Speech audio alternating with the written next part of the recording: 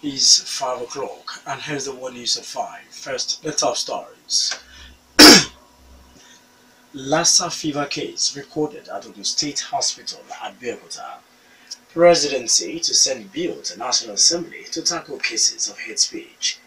APC to hold public hearing nationwide on restructuring agitation. Benue wants IPOB to stop including its territories in a map of Biafra. On the foreign scene, the electoral body wants opposition over claim it won Kenya's presidential poll. United States hopes diplomacy to stave off missile war will yield result. I am Tobi Joseph, bringing you the news in detail shortly. The atmosphere at the Ogun State Hospital in Abeokuta, the Ogun State capital, is now tense following the discovery of a Lassa fever case in the hospital. The discovery has caused panic among health workers in the hospital. Health Commissioner Dr. Babatunde Pae, who confirmed the detection of a deadly disease in the hospital to Roxy FM, however, asked people not to panic. The state government, according to him, is on top of the situation. Roxy FM had asked the commissioner to confirm the spread of the disease to the hospital. Investigations by Roxy FM indicate that the infected patient is a 20-year-old man brought to the hospital for treatment. Roxy FM also gathered that the blood samples of the man was taken after showing symptoms of Lassa fever and sent to the Lagos University Teaching Hospital for a laboratory test. Also, some of the nurses who had contact with the man in the hospital had to undergo a laboratory test. The affected nurses, Roxy FM was told, have been given thermometers each to measure their temperature within the next 72 hours. Economic Community of West African States, ECOWAS, is to establish a mega agro-processing and special economic zone between the borders of Ogun State and Benin Republic to enhance economic transformation in the sub-region. The project, which is to be implemented by ECOWAS and the United Nations Industrial Development Organization, will be the first ECOWAS smart city and a hub of business relations within the West African region. ECOWAS Commission's Head of Division of Private Sector Department, Dr. Enabong Omoesien, made this known during a quarter visit of the ECOWAS team to Governor Biklamuso at the Governor's office in Okimoso, Abeokuta. He explained that the project will include agriculture processing and light industry.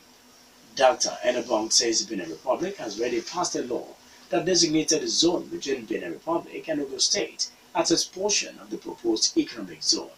Responding, Governor Musu says that his administration is ready to provide lands around semi-border area in Hombo, Ilashe Belt and Ipokia Belt for the project.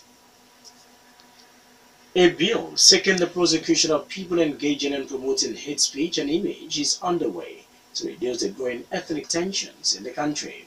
Interior Minister Lieutenant General Abdurrahman Dambuza, who made this known while answering questions from newsmen at the APC National Secretariat in Abuja, says that his ministry is drafting a bill on the issue. He explained that the draft bill will be sent to the Justice Ministry for fine-tuning and then forwarded to the National Assembly as an executive bill.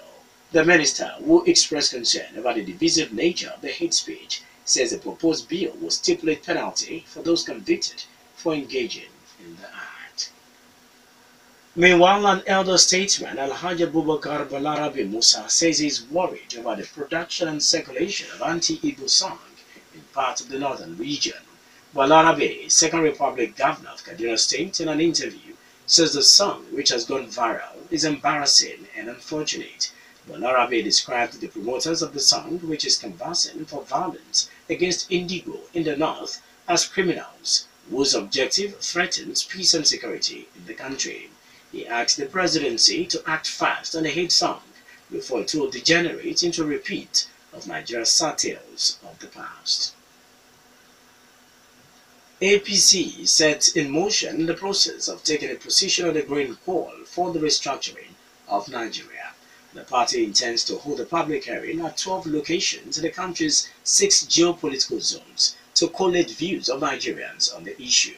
The party's national chairman, Chief John Odikoyegu, inaugurating a committee to undertake the task in Abuja, explains that APC is explicit in its manifesto, its preference for true federalism and power devolution. Oyego says the APC boycotted the 2014 National Conference organized by the Jonathan administration close to the 2015 polls because he believed it was politically motivated. He told the restructuring committee headed by Governor Nasir El-Rufai that its task is both critical and sensitive because of the controversy about the issues of resource control, fiscal federalism, true federalism, and restructuring. People's Democratic Party (PDP) says it is expecting some of its former high-profile members to return to its fold within the next 3 weeks. Chairman of the PDP non-elective National Convention, Governor Ifeanyi Okowa, made this known during an inspection visit to the Eagle Square, Abuja, venue of the proposed convention. Okowa explains that the former high-profile politicians, whose identities he did not disclose, left the PDP for one reason or the other.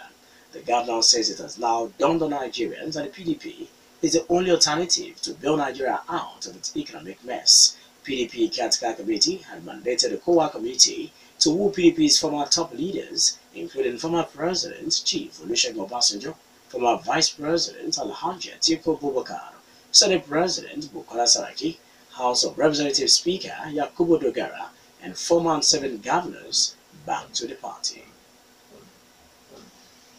The Senate is considering a bill seeking the establishment of private detectives and investigators in the country. The Private Detectives and Investigators Bill, sponsored by Senate Deputy President Ike Kwedemadu, had gone through the first reading in the Senate. If passed, the Interior Ministry will issue licenses to a person, firms, corporates, or other legal entities to provide the functions of a private detectives or investigators. According to the bill, those issued with the license will perform a similar role to those of the police force and Department of Security Service. Benue State government has warned the indigenous people of Biafra, IPOB, to stop referring to any part of the territory as part of the proposed Biafra Republic. Information and Orientation Commissioner Lawrence Onoja, who issued the warning at a news conference in Makurdi, says Benue is never part of the Southeast region and Biafra, even during the Nigerian Civil War. Describing the claims by IPOB as mischievous, Onoja explains that Benue State has a distinct language, culture, and tradition different from those of the Indigo. Apart from Benue, several states, including Rivers, Delta, Akwa Ibom, had asked IPOB not to include the territories in its proposed Biafra Republic.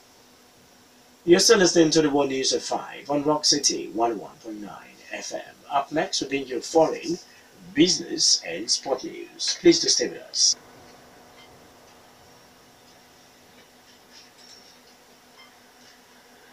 On the foreign scene, Kenya's Electoral Commission has warned the opposition party that its claims of victory for its presidential candidate Raila Odinga can be deemed illegal. The opposition has published its own figures, putting Mr. Odinga ahead of the incumbent President Uhuru Kenyatta. This contrasts with provisional electronic results giving Mr. Kenyatta a clear lead in Tuesday's poll. Electoral Commission Chairman Wafula Chebukati says the documents containing the real results are still being sent from constituencies to the National Tallying Center. The final outcome should be announced later today. African observers describe Tuesday's poll as credible, while former U.S. Secretary of State John Kerry says its integrity remains intact. The European Union says candidates should accept losing as natural. U.S. Defense Secretary James Mattis had said America still hopes to solve the North Korea crisis using diplomacy. After days of fiery rhetoric from both the U.S. and North Korea, Mr. Mattis says war will be catastrophic and that diplomacy is getting results. North Korea has headed to finalize a plan in days to fire medium to long-range rockets towards Guam, the small Pacific island where U.S. strategic bombers are based, along with more than 160,000 U.S. citizens. Earlier, President Donald Trump said North Korea should be very, very nervous if it acted against the U.S. He said the regime will be in trouble, like few nations have ever been, if they do not get their act together. Meanwhile, Australian Prime Minister Malcolm Turnbull said his nation will be prepared to join a conflict against North Korea if the United States came under attack. In business, Zenith International Bank plc has declared a profit after tax of 75.32 billion naira for the half year ended June 30. The profit after tax increased by 112.35% when compared with 35.47 billion naira posted in the preceding period of 2016. For the shareholders, these translate into an interim dividend of 7.8 billion naira, which amounts to 25 kobo per share. The company in its half-year results released by the Nigerian Stock Exchange on Thursday also records an increase in its profits before tax, which rose to 92.18 billion naira from 53.91 billion naira in 2016. The bank also recorded gross earnings of 380.4 billion naira against 214.8 billion naira achieved in the comparative period of 2016, indicating a growth of 77%.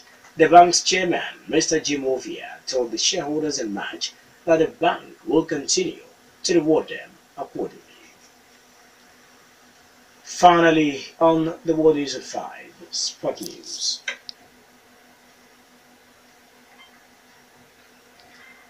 The Super Eagles B team have arrived in Cotonou, Benin Republic, ahead of this weekend's 2018 CHAN qualifier, and NigerFootballPlus.com can report. The home-based Super Eagles will take on Benin Republic in the first leg of the final round of the CHAN qualifiers on Sunday at the Stade de Matthew Kerikou.